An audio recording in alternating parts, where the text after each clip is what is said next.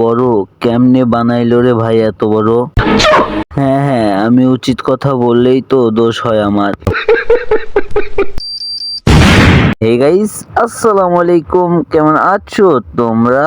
আশা করি সবাই অনেক ভালো আছো। তো নতুন একটি ভিডিও চলে আসলাম আমরা। তো চলো ভিডিও শুরু করা যাক।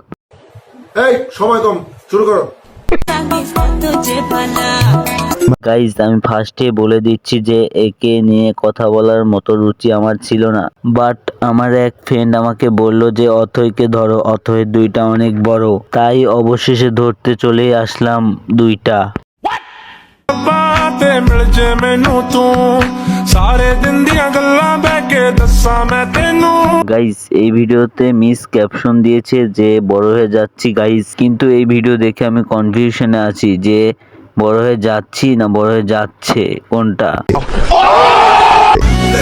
কেন আদেশ মানি না আমি চিরসাথী, আমি না মানি আইন, আমি না কারো অধীন, যেন আমি শ্রেষ্ঠ।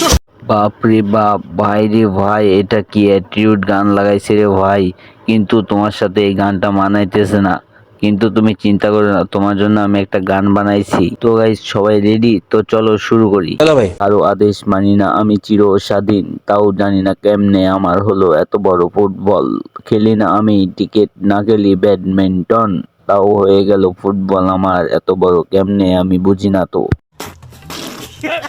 হ্যালো এভরিওয়ান, আজকে আমি শেয়ার করবো আমার কন্টেন্ট ক্রিয়েশনের জার্নিটা।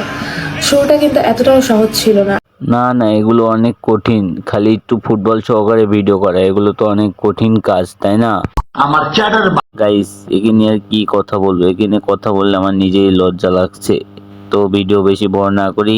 তো গাইস, এই পর্যন্ত এই ভিডিও ভালো লাগলে লাইক কমেন্ট শেয়ার করবেন, আর চ্যানেল নতুন হলে চ্যানেলটি অবশ্যই সাবস্ক্রাইব করে পাশেই থাকবেন। দেখা হবে অন্য একটি ভিডিওতে।